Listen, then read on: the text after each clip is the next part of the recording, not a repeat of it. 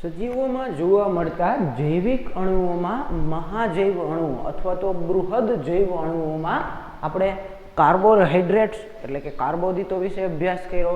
ત્યારબાદ આપણે પ્રોટીન્સ, એના બેઝિક ઘટકો એટલે કે એમિનો એસિડ વિશે અભ્યાસ કર્યો. હવે ત્રીજા બૃહદ જૈવિક અણુ જે ખરેખર તો લઘુ જૈવિક અણુઓ છે પણ એસિડ અદ્રાવ્ય જૂથમાં જોવા મળે છે, એનો આપણે અભ્યાસ કરશું. ચરબીની વાત કરીએ છીએ, આપણે લિપિડની વાત કરીએ છીએ, બરાબર. ખરેખર આપણે શરૂઆતમાં જોયું એમ કે ચરબી એ લઘુ જૈવિક અણુઓ છે, કારણ કે એનો અણુભાર 800 ડાલ્ટન કરતા ઓછો જોવા મળે છે, બરાબર. એટલે લઘુ જૈવિક અણુ છતાં પણ એ એસિડ અદ્રાવ્ય જૂથમાં જોવા મળે છે. એનું કારણ શું છે તો કે ત્યારે આપણે ચર્ચા કરી હતી કે ચરબી એ પાણીમાં અદ્રાવ્ય છે. ખાસ ધ્યાનમાં રાખવાનું છે, યાદ રાખવા જેવો મહત્વનો ગુણધર્મ છે ચરબીનો કે ચરબી પાણીમાં અદ્રાવ્ય છે, પરંતુ ઇથર છે કે પછી બેન્ઝીન છે જેવા કાર્બનિક દ્રાવકોમાં દ્રાવ્ય થતો જોવા મળે છે, બરાબર. સાવ અદ્રાવ્ય છે એવું નથી, પાણીમાં અદ્રાવ્ય છે પણ કાર્બનિક દ્રાવકોમાં દ્રાવ્ય પણ થાય, બરાબર. એટલે ચરબી જે છે એ એસિડ અદ્રાવ્ય જૂથમાં જોવા મળે છે, કારણ કે એ એસિડની અંદર ટ્રાયક્લોરોએસિટિક એસિડનું આપણે જે દ્રાવણ લઈએ છીએ એમાં ઓગળતો નથી. સજીવો માટે ચરબી એ ઉર્જાનો સૌથી મહત્વનો સ્ત્રોત છે, કારણ કે આપણે મુખ્ય ખોરાક તરીકે કાર્બોહાઈડ્રેટ્સ લઈએ છીએ, પણ કાર્બોહાઈડ્રેટ્સ કરતાં ઘણી બધી વધારે ઉર્જા જે છે એ શક્તિ જે આપણે કહીએ છીએ એ ચરબીમાંથી પ્રાપ્ત થાય છે. એટલા માટે જ આપણા ખોરાકમાં ચરબીનું પ્રમાણ ઓછું હોય છે, બરાબર. આપણે તેલ કે ઘી જે છે એ ઓછું લઈએ છીએ, રોટલી કાર્બોહાઈડ્રેટ્સ વધારે લઈએ છીએ, કારણ કે ચરબીમાંથી વધારે કેલરી મુક્ત થાય છે, બરાબર.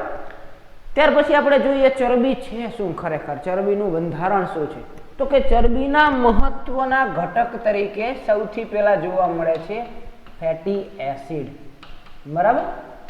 ચરબી શેની બનેલી છે તો કે ચરબી જે છે લિપિડ્સ જે છે એ ફેટી એસિડના બનેલા જોવા મળે છે.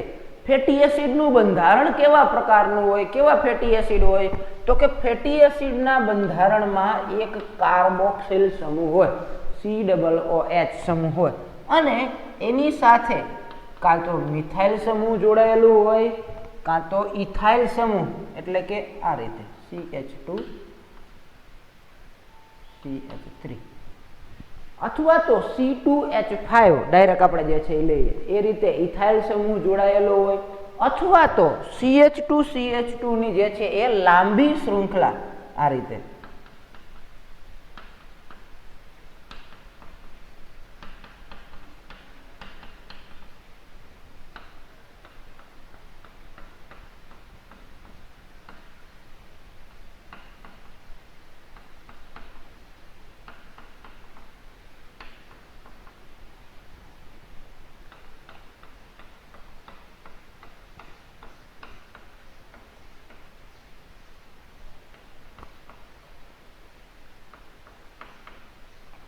આ રીતને જે છે એ CH2 ની લાંબી શૃંખલા જે છે એ જોડાયેલી હોય.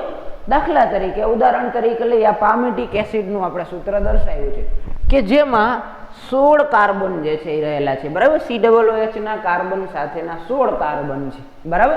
તો જોવા જઈએ તો ફેટી એસિડના બંધારણમાં એક કાર્બોક્સિલ સમૂહ કોમન હોય, એટલે આપણે એનું સૂત્ર આપવું હોય તો આ રીતે આપી શકીએ COOH અને R, જ્યાં R તરીકે ક્રિયાશીલ સમૂહ R તરીકે શું હોઈ શકે તો કે કાં તો ખાલી એક જ CH3 હોઈ શકે, કાં તો C2H5 ઇથાઇલ સમૂહ હોઈ શકે, અથવા તો જે છે એ લાંબી શૃંખલાવાળા CH2 જે છે એ આ રીતના હોઈ શકે, બરાબર.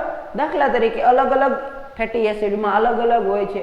દાખલા તરીકે પામેટિક એસિડમાં જે છે એ આપણે કીધું એમ કુલ 16 કાર્બન છે. કેટલાક એસિડમાં જે છે એ 20 કાર્બન પણ જોવા મળે છે, કેટલાકમાં 18 કાર્બન પણ જે છે એ જોવા મળે છે. તો જેવા પ્રકારના ફેટી એસિડ હોય એટલી એની કાર્બનની સંખ્યા જે છે એ જોવા મળે છે. કાર્બોક્સિલ સમૂહ કોમન છે, આ જે CH2 છે એની સંખ્યામાં જે છે એ ફેરફાર જોવા મળતા હોય છે, બરાબર. તો આ રીતે ફેટી એસિડ જે છે એ આ રીતનું બંધારણીય રચના ધરાવતા હોય છે. હવે ફેટી એસિડના પ્રકારો કયા કયા છે, કેટલા પ્રકારના ફેટી એસિડ જોવા મળે છે તો કે ફેટી એસિડ બે પ્રકારના જોવા મળે છે. એક છે સંતૃપ્ત ફેટી એસિડ અને બીજા છે અસંતૃપ્ત ફેટી એસિડ.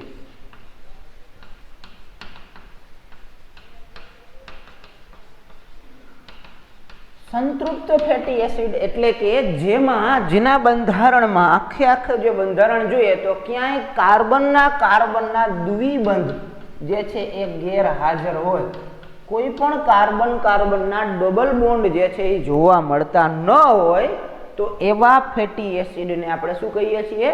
સંતૃપ્ત ફેટી એસિડ કહીએ છીએ.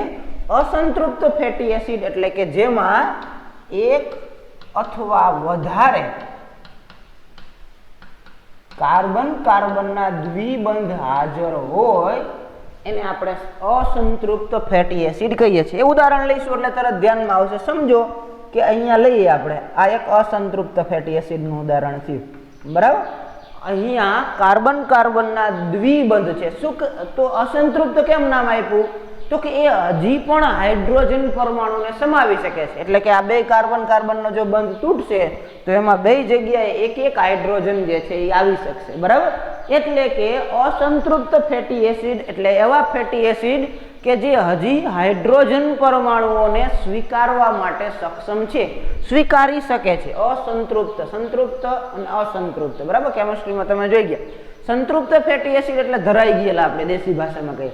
હવે કોઈ પણ હાઇડ્રોજનને સ્વીકારી શકશે નહીં, કારણ કે ક્યાંય જો ડબલ બોન્ડ નહીં હોય, બરાબર? આપણે કીધું કે ડબલ બોન્ડ સી ગેરહાજર.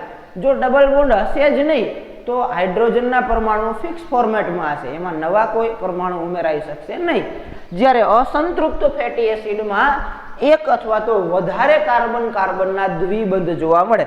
જ્યાં દ્વિબંધ હશે ત્યાં બંને કાર્બન સાથે એક હાઇડ્રોજન જોડાઈ શકવાની સંભાવના રહેશે, કારણ કે આપણે જો દ્વિબંધ ખોલી નાખીએ તો આ કાર્બનની અને આ કાર્બનની બંનેની એક સંયોજકતા જે છે એ જરૂર થઈ વૈધી, તો એમાં આપણે હાઇડ્રોજનને ઉમેરી શકીએ, જોડી શકીએ.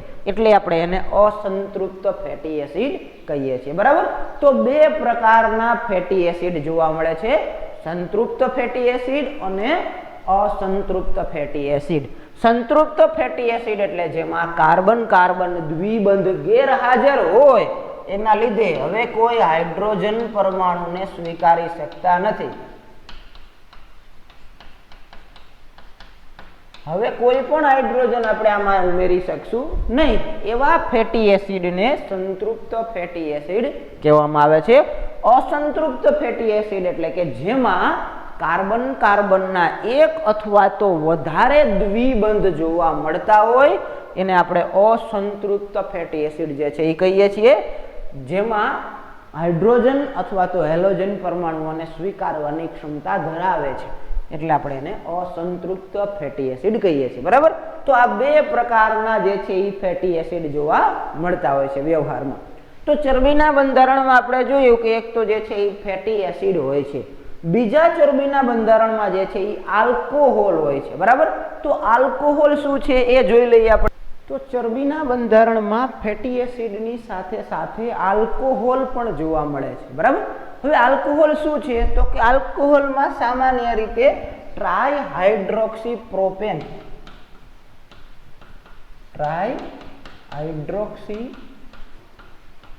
પ્રોપેન જેને આપણે ગ્લિસરોલ પણ કહીએ છીએ, બરાબર? એ જોવા મળે છે ચરબીના બંધારણમાં. ગ્લિસરોલ હોય છે, બરાબર?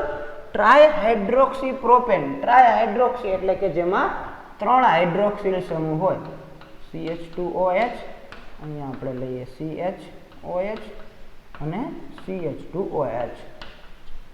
પ્રોપેન એટલે મિથેન, ઇથેન, પ્રોપેન, બ્યુટેન, બરાબર? કેમિસ્ટ્રીમાં તમે ભણી ગયા છો અથવા તો ભણવાના છો. 3 જે છે એ કાર્બન ધરાવતો જે છે એ આલ્કોહોલ એટલે કે પ્રોપેન. તો 3 કાર્બન ધરાવતા પ્રોપેનની સાથે હાઇડ્રોક્સિલ સમૂહ છે ટ્રાય એટલે કે 3 હાઇડ્રોક્સી, બરાબર? 3 હાઇડ્રોક્સિલ OH સમૂહ જે છે એ જોવા મળે છે. તો આ થયું ગ્લિસરોલનું ઉદાહરણ અથવા તો આલ્કોહોલ. એટલે કે ચરબીના બંધારણમાં ફેટી એસિડ પણ હોઈ શકે અને આલ્કોહોલ પણ હોઈ શકે. કેટલીક ચરબીમાં ફેટી એસિડ અને આલ્કોહોલ બંને જે છે એ જોવા મળે છે, બરાબર? જો ચરબીમાં કાં તો ફેટી એસિડ જોવા મળે છે, કાં તો આલ્કોહોલ જોવા મળે છે, કાં તો બંને ભેગા પણ જોવા મળે છે, બરાબર? એટલે કે ચરબી અલગ અલગ પ્રકારની જે છે એ હોઈ શકે. ક્યાંક ખાલી ફેટી એસિડ હોય, ક્યાંક ખાલી આલ્કોહોલ, ક્યાંક બંને મિક્સ પ્રકારમાં પણ જોવા મળે. સામાન્યતઃ નોર્મલ જે સાદા લિપિડ છે, જે ચરબી છે, એમાં ફેટી એસિડ અને આલ્કોહોલ બંને જોવા મળે છે. હવે એ કેવી રીતે જોવા મળે? તો કે સામાન્ય રીતે જે આલ્કોહોલ છે, ગ્લિસરોલ છે, એ ફેટી એસિડ સાથે જોડાય છે. સમજો કે ગ્લિસરોલ સાથે જો એક ફેટી એસિડ જે છે એ જોડાય, અહીંયા લઈએ આપણે ફેટી એસિડમાં આપણે કીધું હતું કે એક કાર્બોક્સિલ સમૂહ છે, બરાબર, અને પછી આર સમૂહ છે, બરાબર.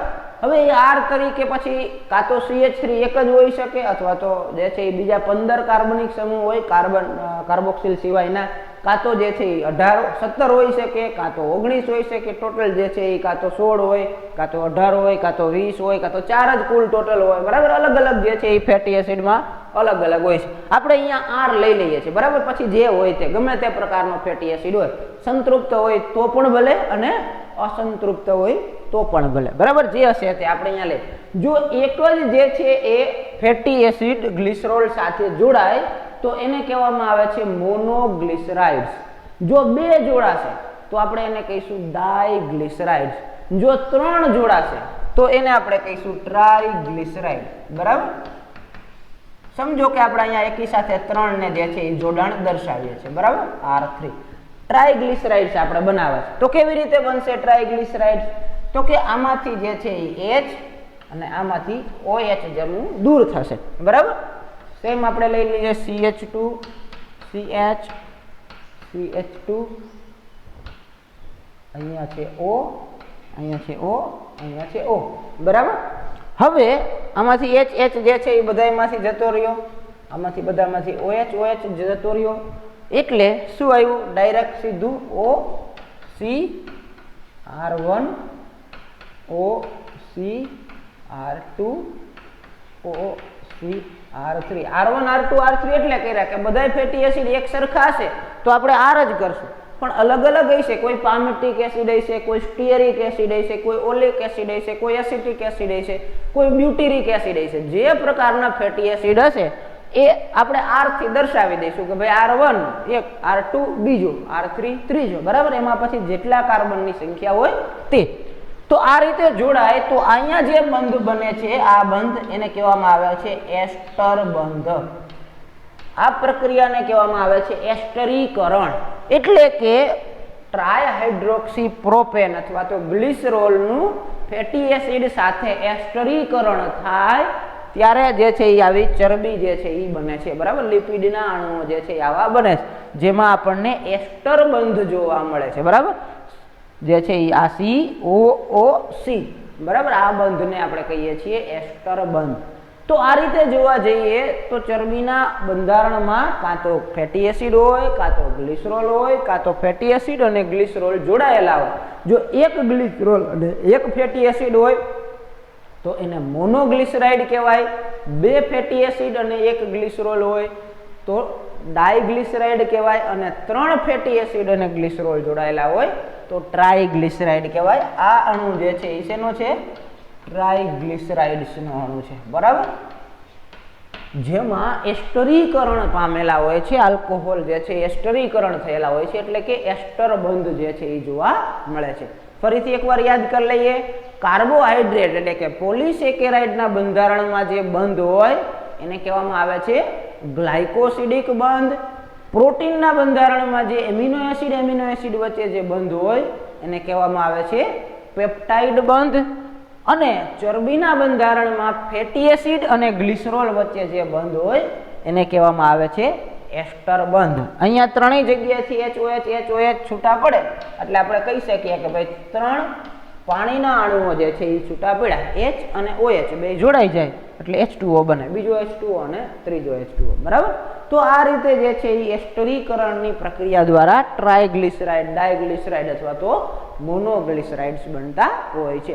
તો આ જે ટ્રાયગ્લિસરાઇડ્સ આપણે કહીએ છીએ તો એ આપણા સાદા લિપિડ છે, બરાબર. સામાન્ય રીતે વ્યવહારમાં સાદા લિપિડ જે છે એ આ રીતનું બંધારણ જે છે એ ધરાવતા હોય છે. હવે સાદા લિપિડના પણ પાછા પેટા 2 પ્રકારો આપણે પાડી શકીએ, બરાબર. આ જે સાદા લિપિડ છે એના પણ પાછા 2 પ્રકાર જે છે એ જોવા મળે છે. એક છે તેલ અને બીજા છે મેદ. તેલ એટલે કે જેનું ગલન બિંદુ અપેક્ષાકૃત નીચું હોય એને તેલ કહેવાય, અને જેનું ગલન બિંદુ અપેક્ષા કરતા થોડુંક ઊંચું હોય એને મેદ કહેવાય. ઉદાહરણ લઈશું એટલે તરત સરળતાથી ધ્યાનમાં આવશે. દાખલા તરીકે તલનું તેલ છે, મગફળીનું તેલ છે, સનફ્લાવર તેલ છે, સૂર્યમુખીનું તેલ, આ બધા જે છે એનું ગલન બિંદુ અપેક્ષાકૃત નીચું છે, એટલે એ બધાને આપણે શું કહીએ છીએ? તેલ કહીએ છીએ. કારણ કે એ સામાન્ય તાપમાને, નોર્મલ અત્યારના તાપમાને કેવા સ્વરૂપે હોય? પ્રવાહી સ્વરૂપે રહેલા હોય.